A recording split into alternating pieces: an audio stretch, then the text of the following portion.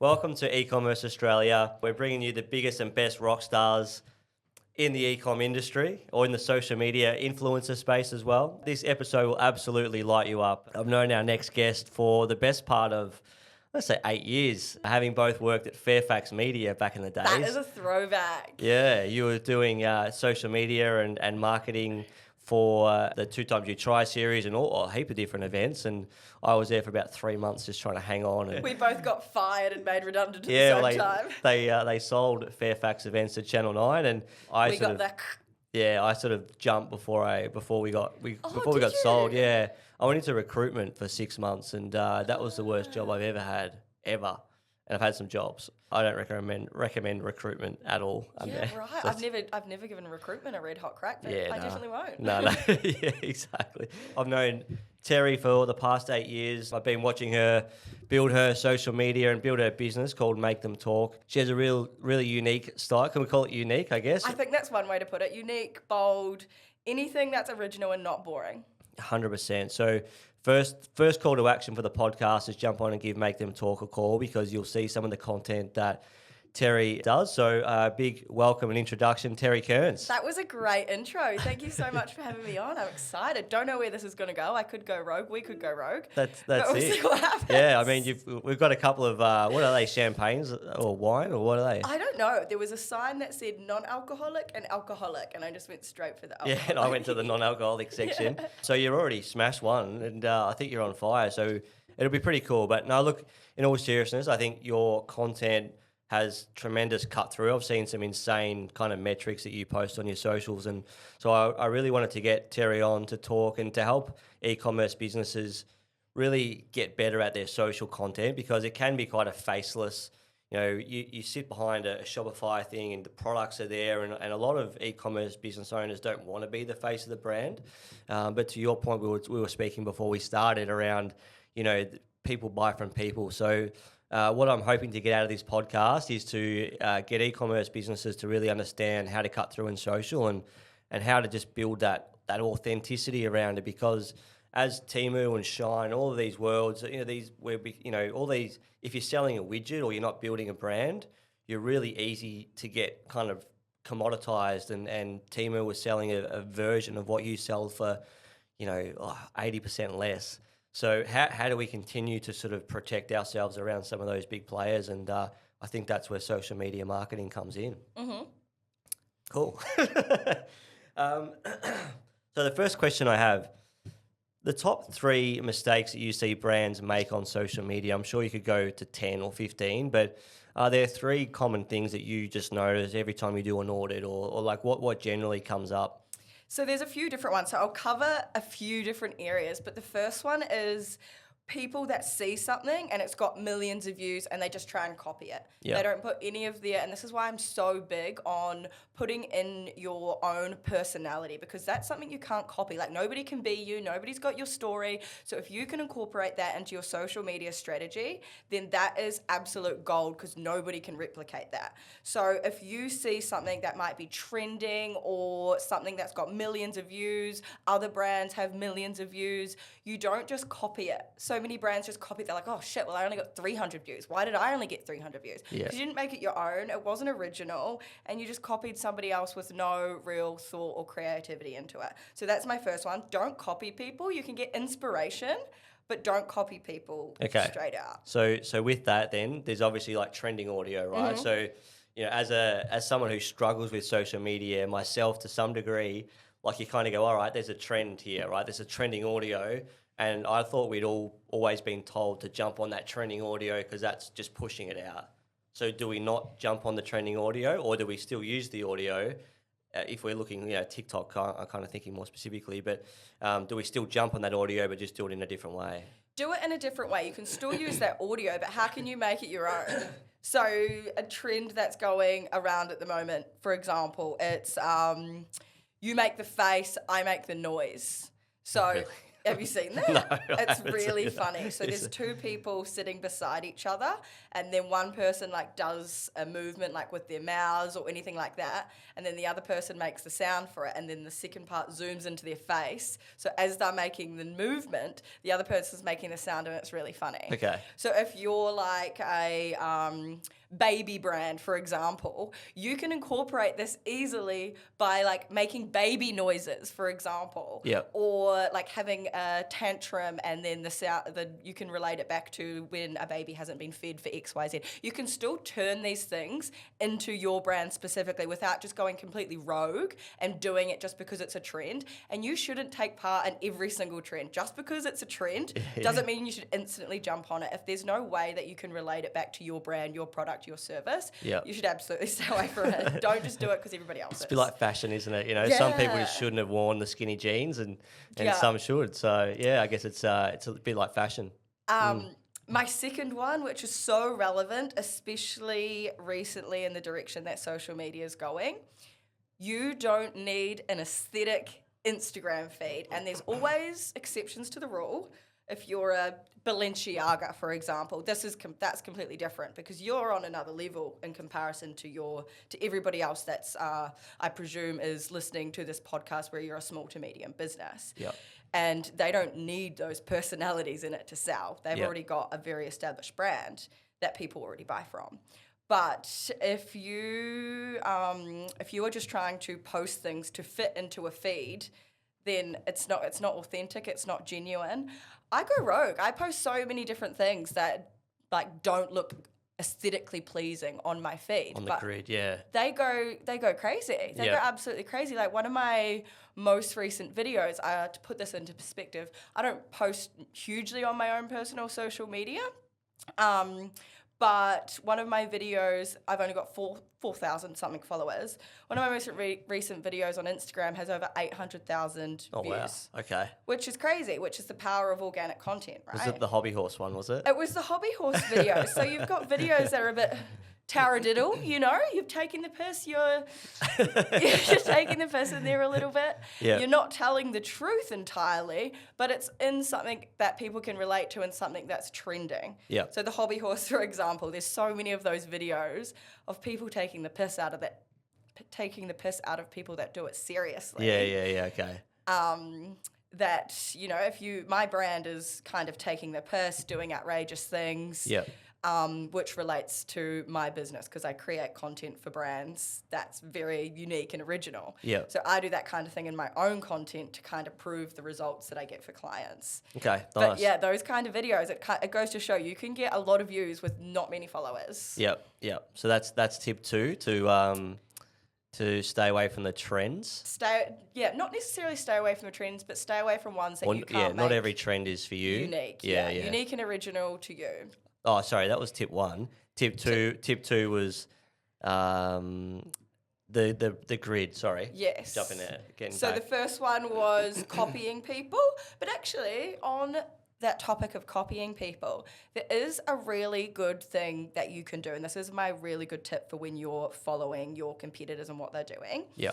Something that people ignore a lot. If you are in a industry where you've got lots of competitors, you're a clothing brand, for example, or you're a baby brand, one of the best things to do is go on your competitors' social media, go on their website, go on their Google reviews, and find what people are complaining about. Find the problems that people are having with these other brands. People are always looking for a solution to their problem. And if people are having problems with these other brands, how can you cater and create content that solves this problem that you know that people are having? Okay. So find the problem, solve it yourself. Nice. So an easy one that would come to mind is like, I don't know, shipping. So say, things take too long to get shipped, then you would do some content around how good your shipping is or how fast your shipping is. And absolutely nailed it. Yeah. 100%. Yeah. Become a social media. Doing a job. Yeah, absolutely. Might need one if this one doesn't work out. So is that the third tip? No, that was related. That was a a branch one. What's my last one? Oh, Not taking notice. Some people, especially when you're a small business, you've got it in your head that you know exactly what this business should be. You think you know everything that everyone wants and not actually listening to what your existing audience is saying. And then that also comes back to not taking the time to analyze your existing data. You could be like, oh my God, those 3 videos performed really well. Dive deeper. Why did those videos perform really well? What was your hook at the start of the video? Who were the type of people that were commenting? How long did the video go for? What was the caption? See if there's similarities in these things and figure out why that worked and then do more of that. Yep. So a lot of people fail to, deep dive into their analytics. They're like, oh my God, this video got 10,000 views, 100,000 views, whatever it might be.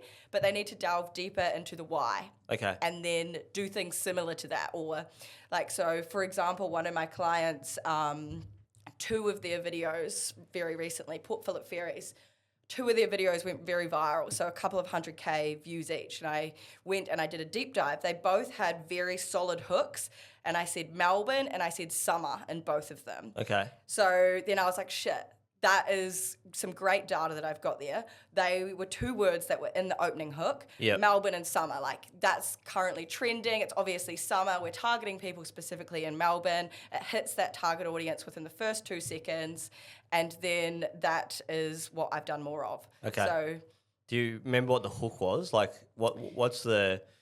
you need to, if you're in Melbourne, you need to add this to your summer bucket list immediately. Okay.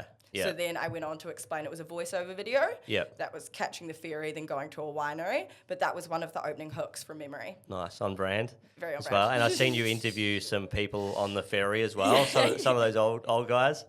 Should have interviewed Brad. He's old enough, isn't he? Or I not? know. Is he still there? Yeah. Okay. So we've done. Yeah, that's how I started working for them and brought them on as a client, because Brad was, for some context, Brad was my old boss at Fairfax Media, which Ryan also knew. There you go, Brad Wright. Shout out. Shout out Brad Wright, Port Phillip Ferries. Yeah, I'll try and hit him up for some SEO, but I think he fancies himself as an SEO man himself. So I think he's got somebody that does it. I think they were on board before he even came on board. Come so on, they've just Brad. been, yeah. Get rid of him. Well, he took me on. He fired somebody else, got me. Just kidding. Oh, very good. So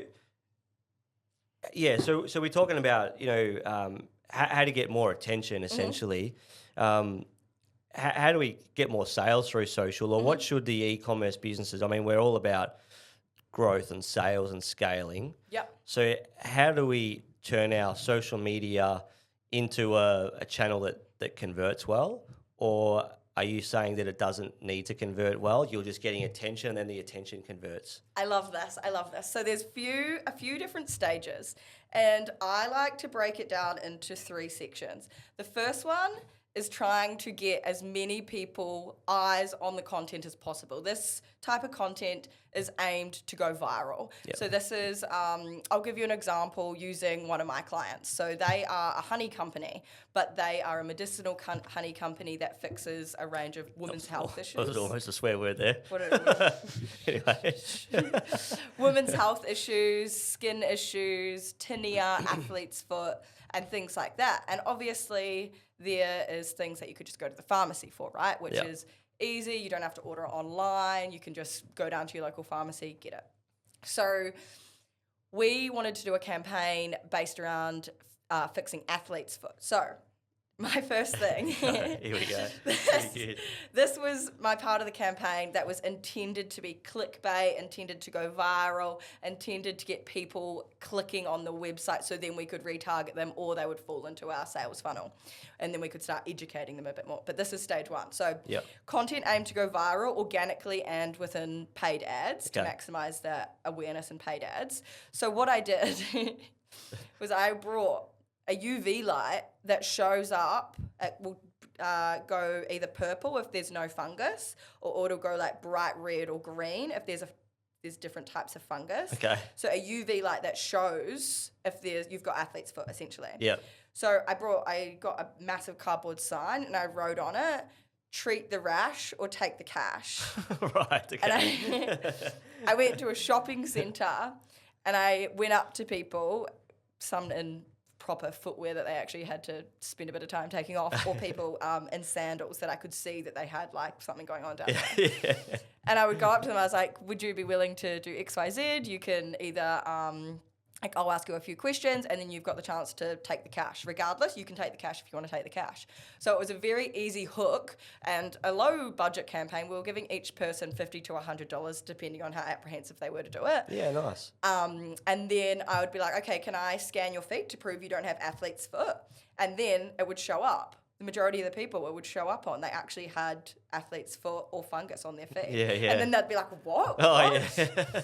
And then we can go into, so then I stood there educating them on how the honey works to fix it. But the outrageous part was actually like, so at the start of a video, if you're scrolling and then you see a girl in the middle of a shopping centre with a UV light on somebody's feet, you're going to be like, what is going on here? What's happening? Yeah, so it captures exactly. people's attention instantly. Yep. You're not just like, if you put this honey on your feet, it's going to fix your tinea, and like those explanation videos, which is great if you're doing it in a cool and engaging way, but you need to hook people in first. Yep. People aren't just going to watch a video explaining how to use honey on feet. Yep. You've got to do it in a way that's really original and unique to capture people's attention. Yeah, nice. So you break your social media strategy into a few different parts, but the first one is we need eyeballs, we need attention. Yeah. Like you can't sell to someone who doesn't even know that your product exists. So exactly. There's tiers and there's different, I guess, outcomes for different social media posts. So the first one is really trying to get as many eyeballs onto that, which is where you need a really strong hook, right? Absolutely. Yeah. Then the second stage is the education. Yep. So you teach people about how it works. You teach them the science behind it. You teach them how quickly it can work. You teach them how to use it. That's the educational stage, and you can still do that in a cool and engaging way. And then the last stage is kind of building their authority about why they should buy your product and no one else's, which is like complete bottom of the funnel stuff. That's where you're really going for the hard sell. Yep. So in organic content, you want to do as minimal of that as possible. But obviously when you're doing paid ads, it's a bit different. But your social media, your organic social media, it should be social. You should be engaging. You should be doing fun things. You should be sparking conversations. It's called social media for a reason. You shouldn't just be on there trying to sell every day. Yep. Yeah, that's it. You got to be social on social. Is kind of, maybe that's an old-fashioned thing to say, but that's kind of always what I've heard. You got to be social or entertaining. Spark conversations, and that's why I always say the personalities. Like you could do, for example, bottom of funnel, instead of creating a graphic design that has a review or testimonial on it, you do a green screen of the testimonial in the background, and then, for example, the founders talking, and then the opening hook can be, I just got this review about my product. It's made me so happy. Yeah. And then it's personalized and people are buying from that person. And then they go into, this is a testimonial from Steve. He tried every other product on the market, but nothing would work.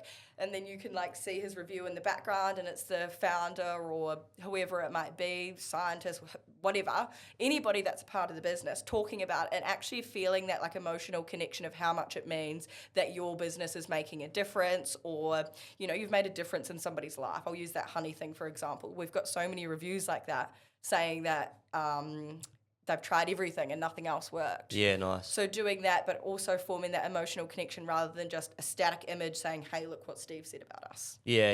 And I think, I can't think of the exact saying, but it's something about, people don't buy logically, they buy emotionally. Mm-hmm. So if they're scrolling through, if we're looking at that sort of athlete's foot example again, it's like, scrolling through, treat the rash or take the cash or listen to that. Then you hang around for a bit. All of a sudden, the algorithm goes, you actually like that. We're going to start to serve you a few more of those. So you've got to do more and more content. Yeah. Commercially, do you know what the outcome was for that campaign or that sort of that strategy? Yeah, so top of funnel stuff, which is the awareness stuff, lowest cost per click like possible, 0.01 cents. Oh, wow. Crazy. Okay. Great. Creme de la creme. So awareness campaign, amazing. Yep. And then we figured out, so again, we always go back to that data. So the most of the people that suffer from athlete's foot, it's a majority of men, but obviously women get it too.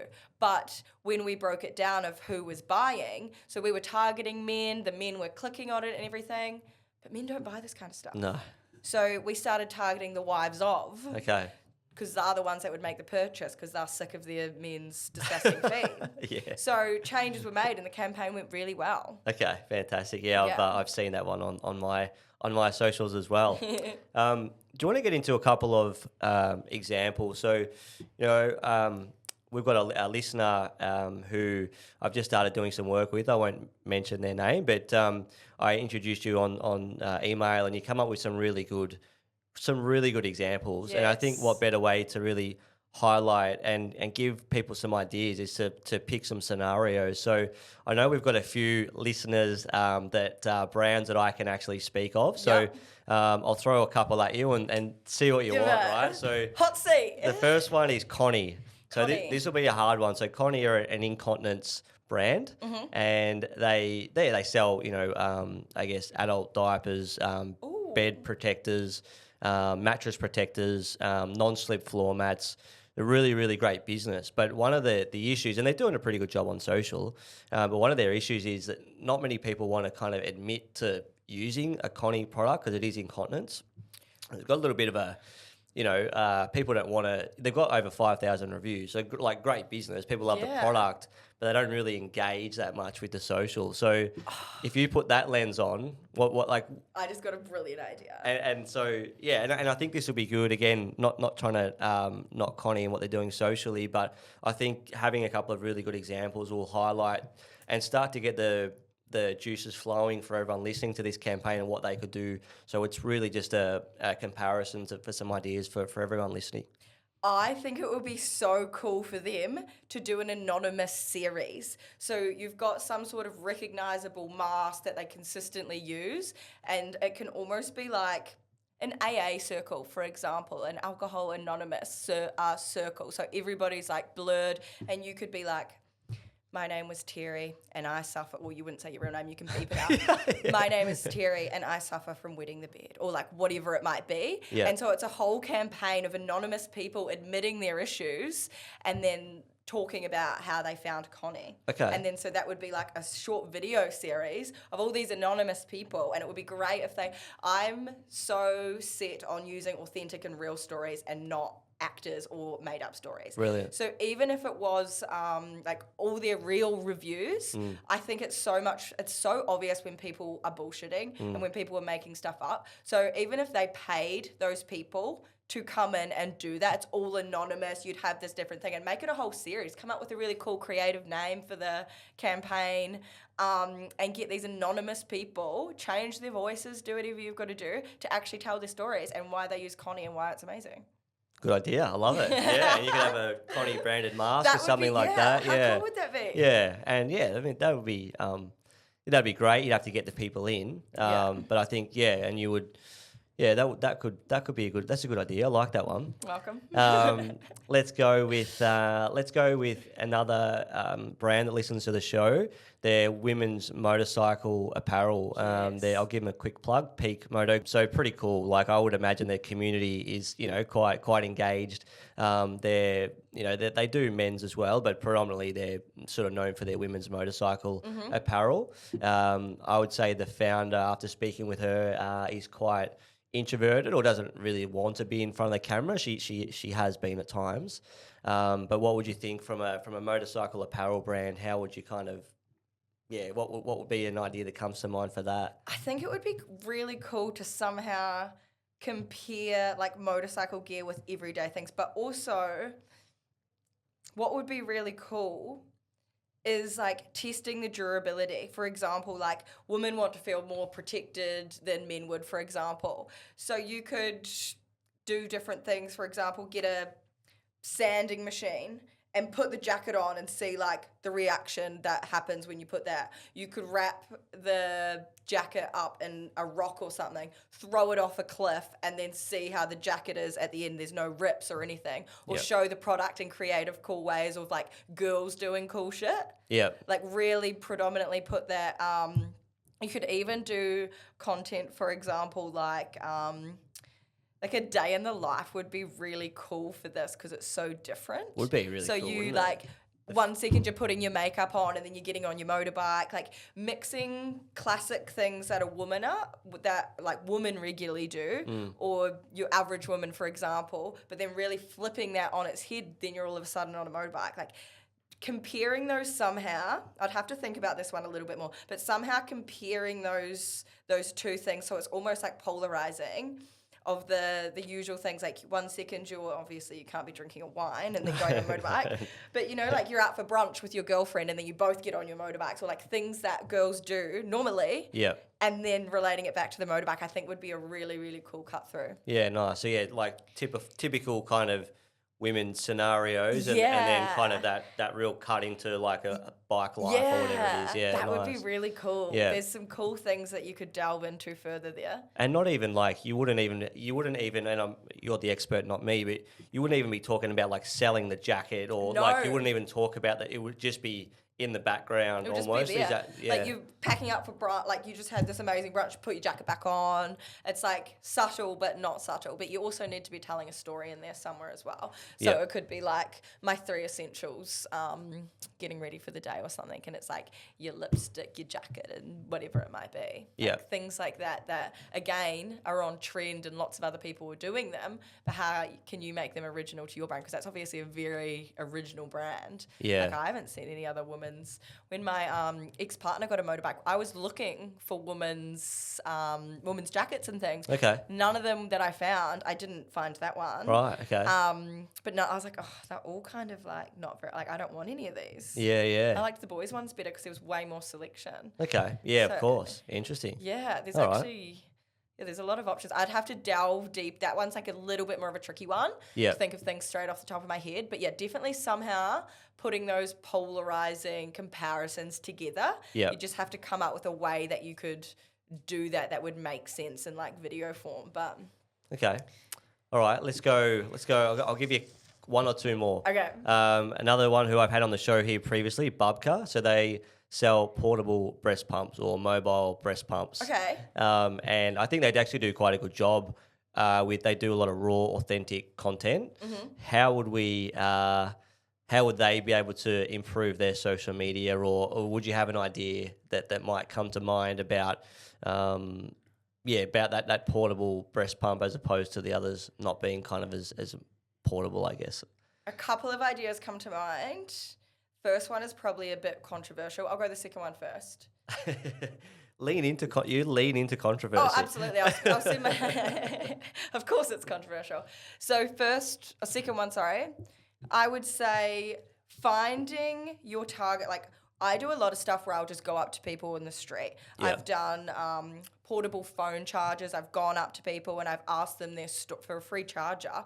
Tell me the craziest story that's happened because your phone's died. Everybody's had a situation where their phone dies, and it's super annoying. Yeah. So it's like finding those stories. So you could do the same. For example, like finding mums. Like it's not hard to walk down Elizabeth Street in the city or down Burke Street and find a mum pushing a pram. And so many people, like, I know it's like, if you're not used to doing this kind of stuff, you can obviously get me to do it. Yeah. But it's so, like, the worst somebody's going to say to you is no. And then they're going to forget about you. You think it's way worse than it actually is. Like, asking somebody to be in your video, especially if it's your business, it's way more like, oh, hey, I've got a small business like that has portable breast pumps. I'd love to ask you a few questions. And mum would be like, hell yeah. Like mum to mum, that's a really cool idea. So doing something like that, finding mums in the street, because that's obviously your target market. And then that in turn, like if you're interviewing them and then you can be like, well, do you want to actually try it? And then you give it to them. But you can actually interview them in the street of like, oh, when was a time that you needed a pump but you didn't have one? And then they probably can be like, oh, I was at a family lunch, I forgot it. Or there's some stories in there, like especially new mums that have had their firstborn child and it's like completely new to them. Yeah. They would of course have some stories. So it's finding those stories that's fully relatable. And you can also do this on such a low budget. You've just got to have the balls to go up to people and ask. I reckon even the bloopers would be great. Yeah. Like if you... and I'm just thinking of this company in particular because I had Ari on who, so it's him and his wife, Ari and Leash. So, Ari's talking to women about breast pumps, right? It'd probably funny if he got knocked back a few times. I'd like to see that, I think. Yeah. But the bloopers would kind of make it even more human and raw and authentic, right? Yeah.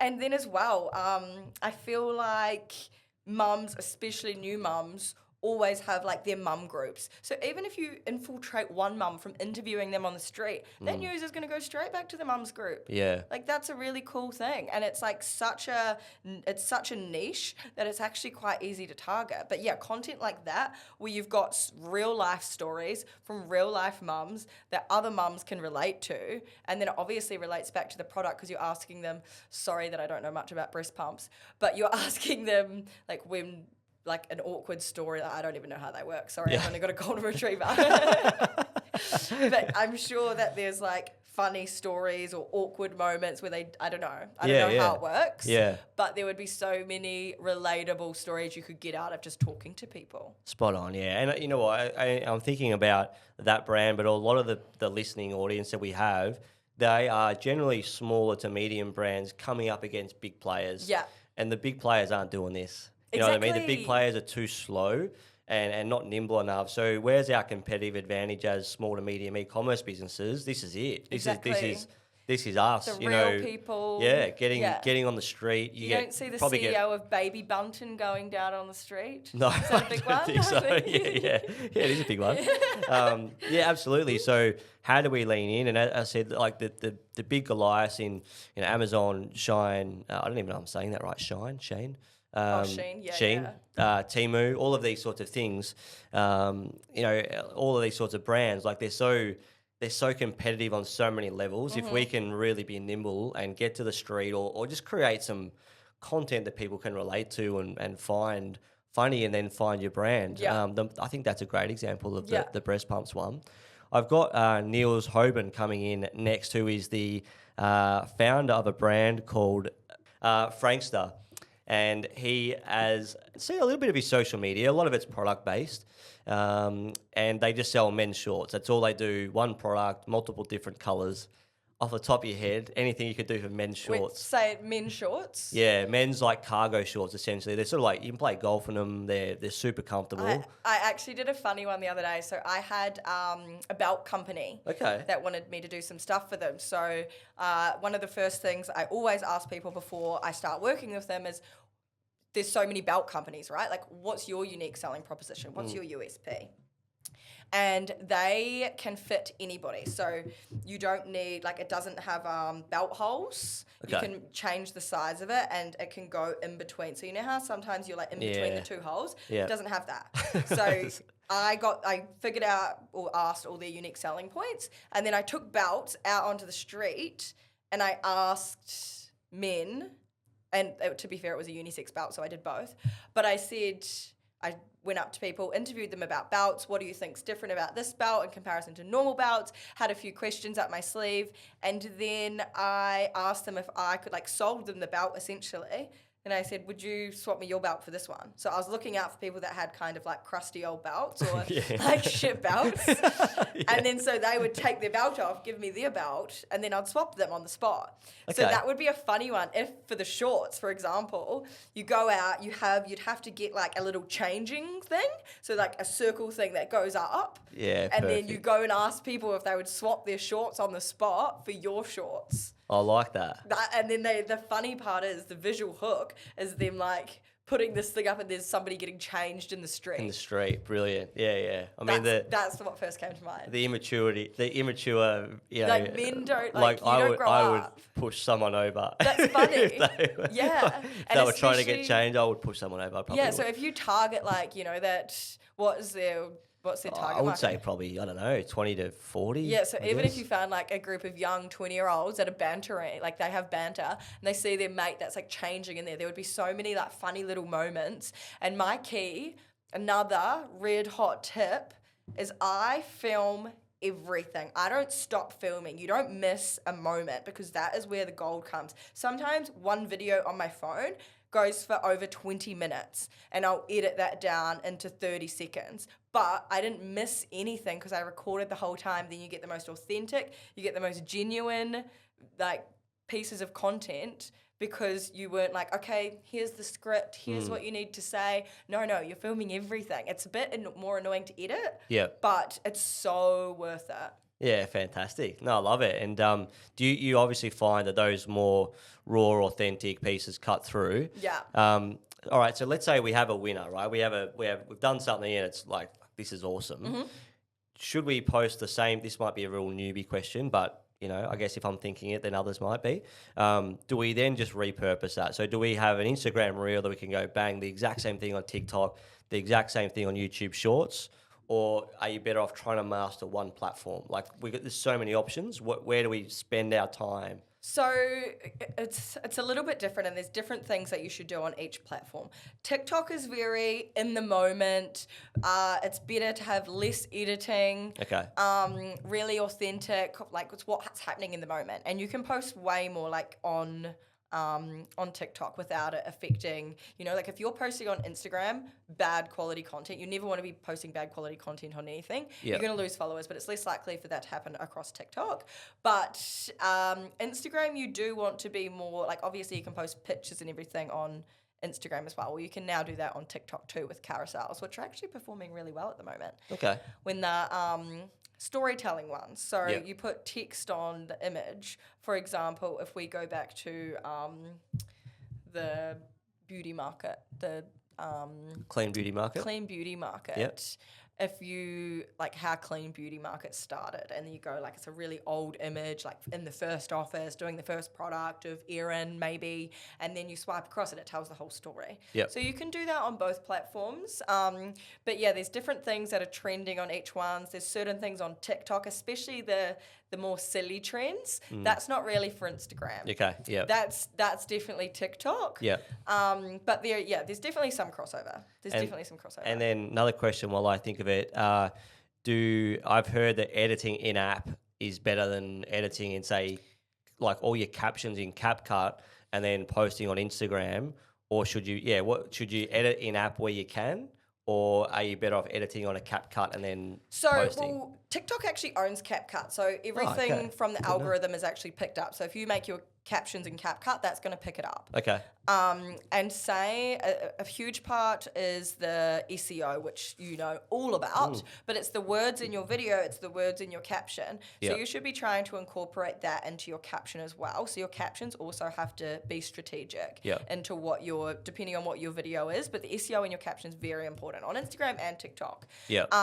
So if I'm using the captions in CapCut, can Instagram not pick up those words? It can. It can. Yeah, okay. it can. The only thing I edit everything on CapCut, captions included. The only thing I do on Instagram is if I have text that's a hook over top of the on top of the video at the start. So for example, my Hinge date one, I added all the captions in CapCut, but then in Instagram, I put the first 3 seconds that had a title that said convincing my Hinge date I'm a professional hobby horse rider. That's what I added in the TikTok app. But yeah, the rest in CapCut. Okay. Yeah, nice. There's a couple of nice little technical questions. Yeah, there we go.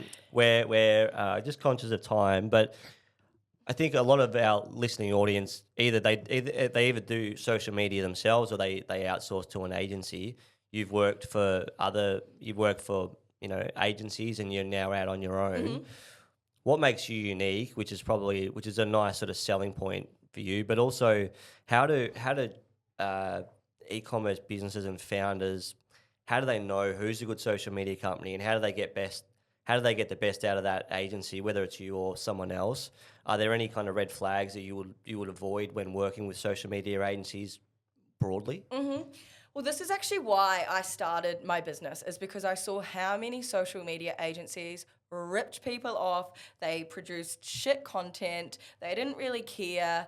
They would just churn through clients and there's no real relationship. And I saw that firsthand when I worked for Fairfax. There was a company that charged, I think it was $6,000 for some average subpar designs made on freaking Canva. They didn't even do anything. And I was like, what? Yeah. sorry? Yeah. And that was my first realization. I was like, I can do so much better than this, but I'm just so busy. I had so many events to run that we did have to outsource it.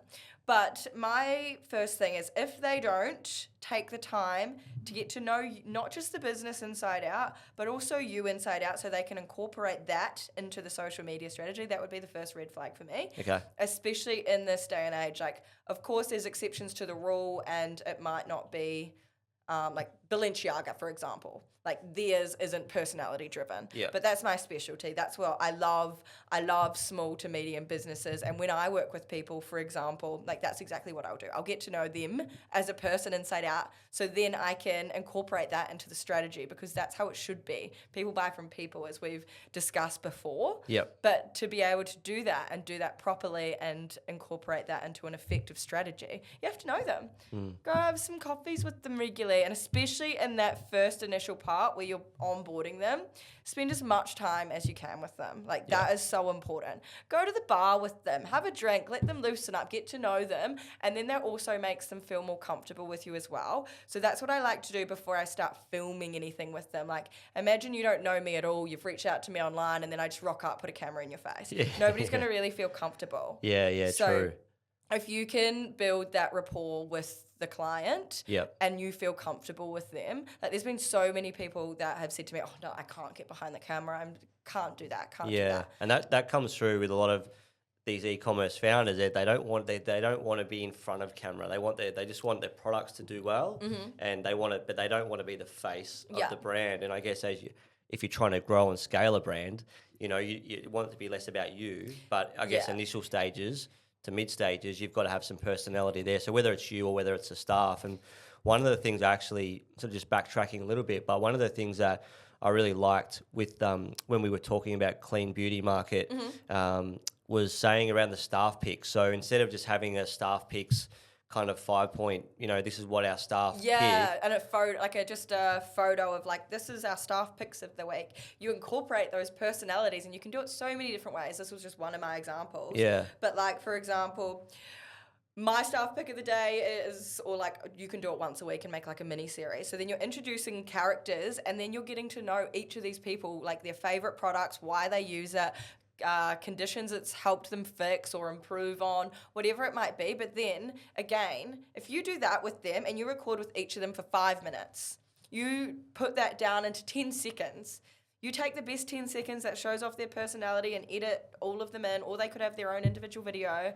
If you do that, I guarantee you within that 5 minutes, you've got a piece of genuine content that comes through as being authentic, not just, hey, this is your line, say, I love this because it makes my skin not oily. No, you're not going to get that authentic, and people are going to see straight through it. So if you can record for those longer period of times and get that authentic content, that's where it's going to really cut through, and then you're introducing those really core personalities. Yeah, nice. Yeah, love it. So sorry, I've sidetracked you a little bit. Yeah, sorry, I've gone rogue again. No, that was my fault. It's my first podcast.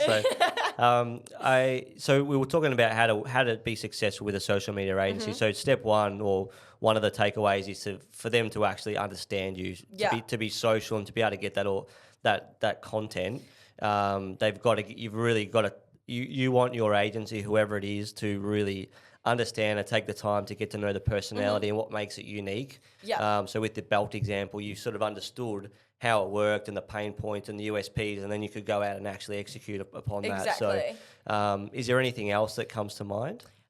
Yes, I would say as well, if they are just trying to do everything and charge you like all these little extra bits, it's like just like every business needs to make money, right? But if if you message them and like, oh, like, can you just change this, or can you upload that video you got, the raw version, and then they charge you extra? Like, no, we don't like that. But also, if they're not trying to help you improve, so I think it's so important, even if you're working with an agency, that you have some sort of like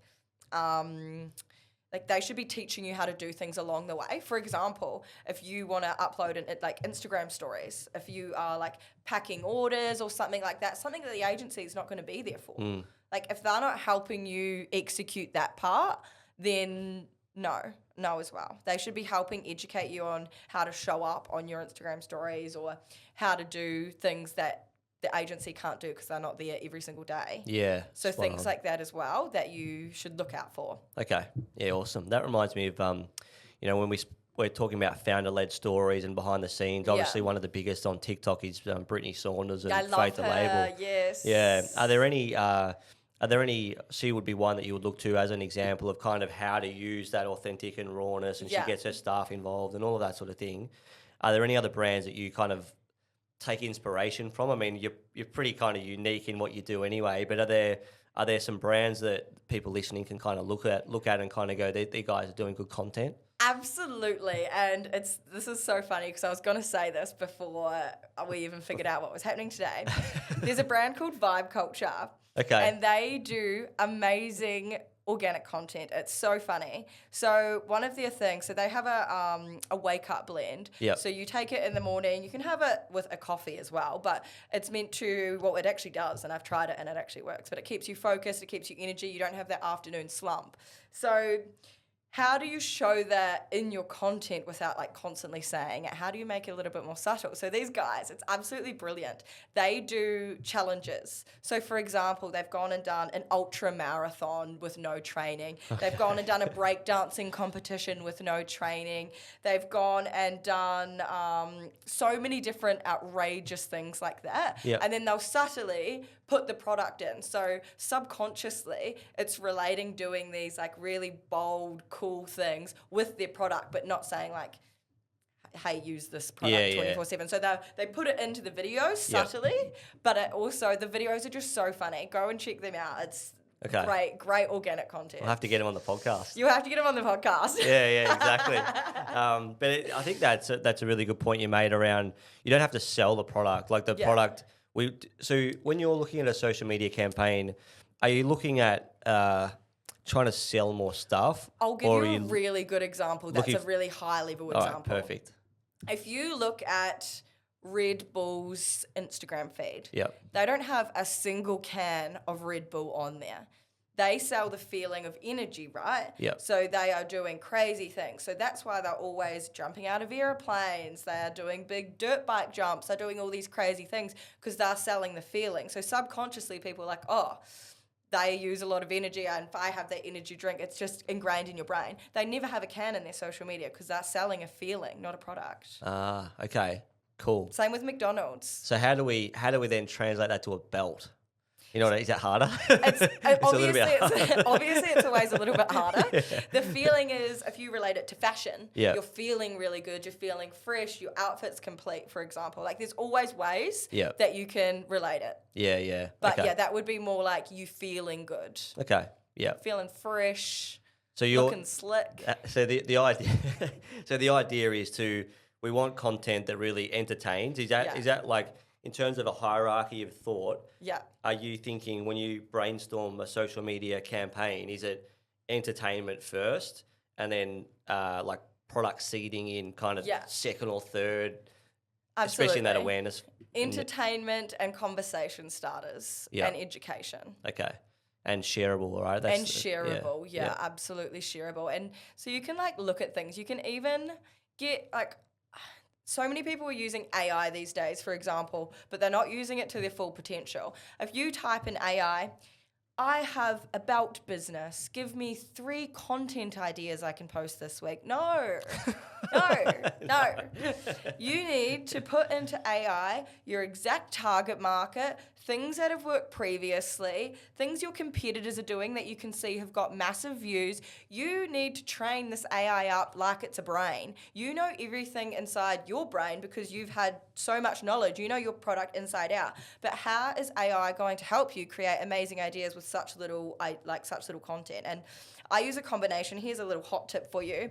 I use a combination between ChatGPT, but also another one called Cintra AI, which is really, really good, especially if you've got multiple businesses, because it can save multiple brains. Yep. So I use Cintra, and I've got a brain for each client that I've trained up. Okay. So even though I've got really rogue ideas, crazy ideas, I'll still use this in addition to that. So I'll put in, this is what's worked really well in the past. These are my... this is my target market. This is all the copy from the website. This is, like, I'll put like 20,000 words in there. Yep. And I've trained these brains so extensively that then they can actually help me when I need to. So I don't just go, give me 3 ideas for this week. It knows the brands inside out. It knows what's worked, and it keeps learning. And then so you can just connect your accounts straight away, and it starts reading that data. So if you're not incorporating AI now strategically and intelligently, then you're getting left behind. Nice. You know what? I really want to because everyone's using ChatGPT for their, like, I'm sure every brand is using ChatGPT And you can to tell, come up with ideas, right? But have you got some ChatGPT prompts that we can include in the show notes? And if you haven't, you should do it before this goes public. Yeah, I can do that. But I think it would be awesome if they could download I'll make a PDF for you. Yeah, ChatGPT prompts that will help them kind of not just be on the generic, maybe 10 or 20 or 50 prompts, however many, to try and get a better. I've actually already got this, so yeah. Beautiful. I'll give it to all your listeners for free. There you go. Nice one. Like that. One more question. So you've obviously got some pretty good packages going at the moment. Like I looked at it's funny you mentioned like big social media agencies charging a fortune, because I looked at the prices and the packages and I thought, geez, that's bloody cheaper than what I've seen some social media agencies charge. So obviously, like really, really red hot rates, to be honest. Who is the best kind of businesses that you love to work with, and how do they start? What does that user journey look like? So everything's different. Everybody needs, I don't have like, these are my set packages, here's my prices. Everybody needs something different. I tailor it to you, your business specifically. But if I'm just going, so we, as you said, like those rates are so cheap in comparison, but the quality of video content we produce is amazing. And the reason why we do those, we have the ability to do those at those prices, is because we go into the city, we've got 10 clients we're filming for that day. It's 1 day of filming, and then probably another day of editing, a day or 2 of editing. So we do, the only reason why we can do those packages at those prices is because we do it all on 1 day. We're not in a studio, we're out in the street, we're doing crazy things, all in the same kind of vicinity, but we just go back to the car, change outfits, change products, then we go back out. So that's why we can kind of do it that way and compete very aggressively against these big agencies. Yeah, nice. And how do they get in touch with you? Like, what's that process look like? Do they need to be already doing a certain amount of social media posting? Do they need to have a certain amount of followers? Or no, absolutely not. I've just started with a new chiropractic client that had I did see that. Yeah. He went into the handy cafe or a street and he did manipulations, and you had waivers and stuff. So a client that had no followers. He has just opened a new chiropractic clinic. Shout out Heal Chiro. That's opening in Warragul. Nice. So instead of every single chiropractor's just doing in clinic cracks. Education. Education, which is great. That should be a part of your strategy. But my first thing is, what can we do differently? Yeah. And so how can we build that awareness that you're coming to Warragul? So we hit the streets of Warragul. I had printed out these consent and waiver forms to get people to sign. We went up to people at a cafe having coffee. They got their neck reset, adjusted, and then obviously it was educational as he was doing it as well, talking about it, asking what their job is. So then it's instantly got, can relate to if you're an office worker. Oh, I'm an office worker with the same problem. And then so he would adjust them on the spot. It was really funny. Went into a barber shop, a real estate agent. We did the lot. Smart. Yeah, it's so smart. It's like that guy Vic Blends. He's obviously massive on Instagram. Do you know him? I don't know. I don't think so. No, okay. He's on my algorithm all the time. But mine's just hobby horsing. Yeah. I've really screwed my algorithms, I'm telling you. So he does haircuts, right? But he goes on the streets and gives, let's say, homeless people haircuts, but he gives kind of anyone haircuts. I think I have seen And he just talks to them about their life. Yeah. And he's massive now on social. That. Yeah. And I have seen him. He's never once has he sold, we do haircuts. But he's relatable and authentic. And so I think that's kind of what the theme is of today's podcast. Yeah. So thank you for sharing some pretty awesome tips. I hope everyone jumps on and follows Terry and Make Them Talk and see some of the videos that she's talking about, and we'll post them on the podcast as well. But mate, congratulations on Thank building you. amazing business, and Right back at you. you're doing a fantastic job, and I really genuinely love to see you doing well, and your crazy stories entertain me because I'm the complete opposite. Like I just look and go, geez, she's loose, but she's got a big heart. So Thank you so much. Thank you for having me. No worries. Cheers. We'll do part 2 sometime. Yeah, absolutely.